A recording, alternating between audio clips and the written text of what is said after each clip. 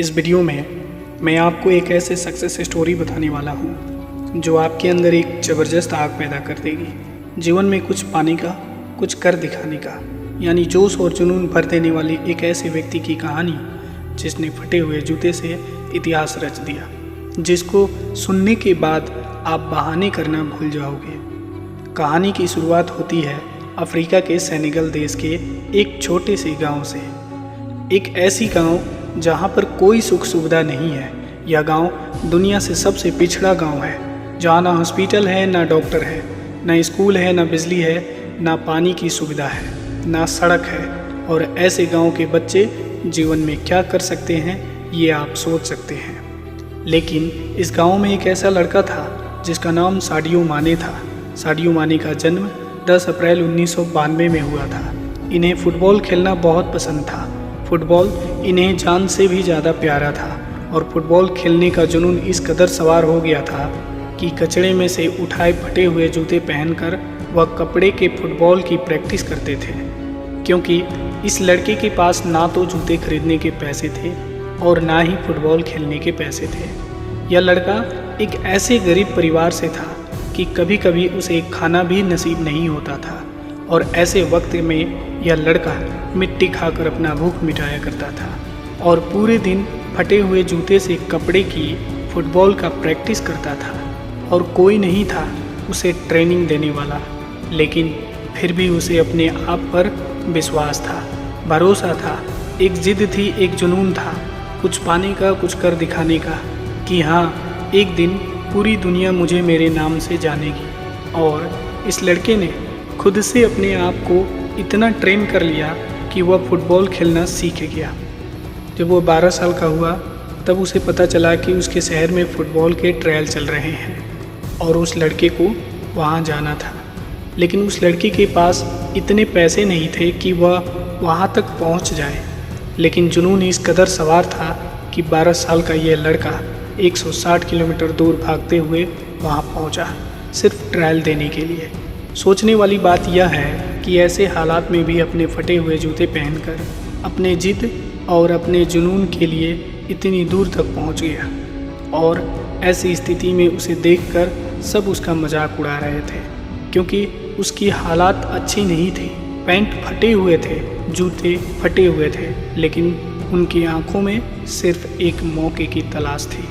और जब कोच ने उसे देखा तो उससे कहा, तुम फुटबॉल कैसे खेलोगे? तुम्हारे तो जूते ही फटे हुए हैं। जरा अपने आसपास के लोगों को देखो, कितने अच्छे से तैयार होकर आए हैं। ऐसी खेली जाती है फुटबॉल।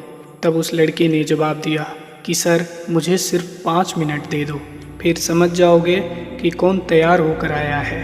कोच ने उसकी जुनून और जोश भरी बातें सुनकर उसकी बात मान लिया। फिर गेम शुरू हुआ और जब उस लड़के की बारी आई तो 5 मिनट के ट्रायल ने सब लोगों की बोलती बंद कर दी। उसने दिखा दिया कि फटे हाल वाला यह लड़का भी रिकॉर्ड तोड़ सकता है।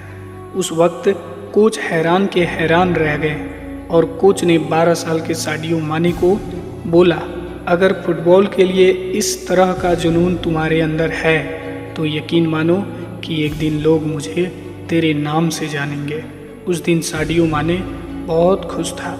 जब ये 12 साल का लड़का साडियो माने अपने घर पहुंचा तब देखा कि उसके पिताजी की हार्ट अटैक से मृत्यु हो चुकी है, क्योंकि आसपास ना कोई डॉक्टर था और ना ही कोई हॉस्पिटल था और ना इलाज करने के पैसे थे। सोचिए उस समय उस लड़के पर क्या बीत रही होगी, क्योंकि साडियो माने अब बिल्कुल अकेला हो गया था।